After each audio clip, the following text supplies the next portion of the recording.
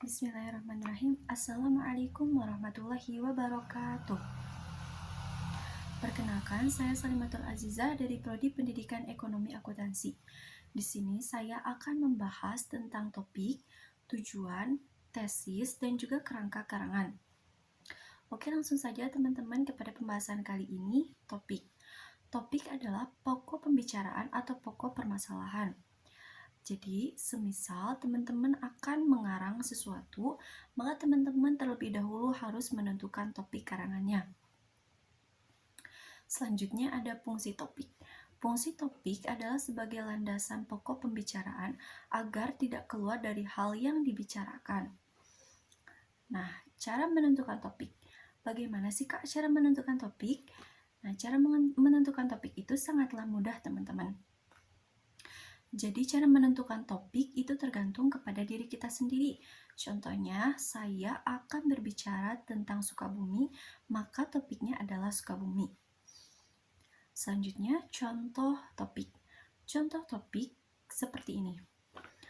Mahasiswa dan mahasiswi LDK STKIP PGRI Sukabumi akan mengadakan acara Maulid Nabi Muhammad SAW pada tanggal 17 November 2021 dengan mengundang Habib Soleh Assegaf dari Sukabumi dan beberapa ulama kondang serta mahasiswa dan mahasiswi di luar kampus maupun di dalam kampus. Nah, teman-teman, itu merupakan contoh dari topik. Untuk pembahasan selanjutnya adalah tujuan. Nah, apa sih itu tujuan? Tujuan itu adalah sesuatu yang akan dicapai dalam proses penulisan. Nah, tujuan tentu harus lebih terbatas atau lebih sempit dari topiknya. Nah, oke, langsung saya contohkan ya. Contoh tujuan itu seperti ini. Ketika mengendarai motor, seorang pengendara harus mematuhi peraturan lalu lintas seperti memakai helm. Nah, apa sih tujuannya? Nah, tujuannya itu agar terhindar dari kecelakaan. Nah, teman-teman, kalian sudah mengerti kan tadi tentang pembahasan topik dan tujuan? Selanjutnya, saya akan membahas tentang tesis.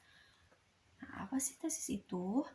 Tesis adalah perumusan topik dan tujuan dalam bentuk kalimat dengan menonjolkan topiknya sebagai pokok bahasan. Nah, di sini saya sudah mempunyai topik, contoh topik dari tesis itu sendiri.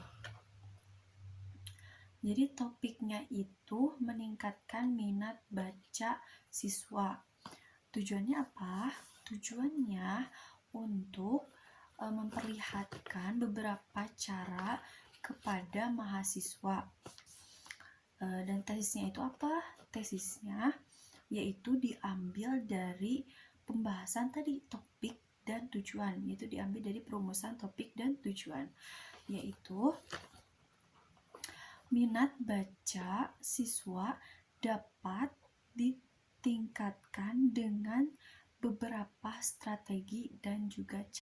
Oke, langsung saja ke pembahasan terakhir, yaitu kerangka karangan. Kerangka karangan adalah rencana pembagian dan penyusunan gagasan. Fungsi kerangka karangan adalah untuk mempermudah penulis dalam menyusun karangan. Nah, untuk kerangka karangan sendiri itu mempunyai dua macam, terbagi menjadi dua macam, yaitu yang pertama kerangka fiksi dan yang kedua kerangka non-fiksi. Apa sih itu kerangka fiksi? Kerangka fiksi itu lebih mengarahkan kepada hayalan. Contohnya seperti cerita pendek atau cerita pendek atau kisah-kisah yang memang tidak mungkin terjadi. Nah, untuk yang kedua yaitu kerangka non-fiksi. Kerangka non-fiksi itu lebih mengarahkan kepada nyata atau benar adanya. Jadi seperti hal-hal yang sudah kita lakukan dan hal-hal yang pernah kita rasakan. Nah, oke, sekian saja dari saya. Mudah-mudahan ada manfaatnya. Mohon maaf bila ketika saya berbicara banyak salahnya, dan di sini juga saya sedang belajar. Terima kasih. Wassalamualaikum warahmatullahi wabarakatuh.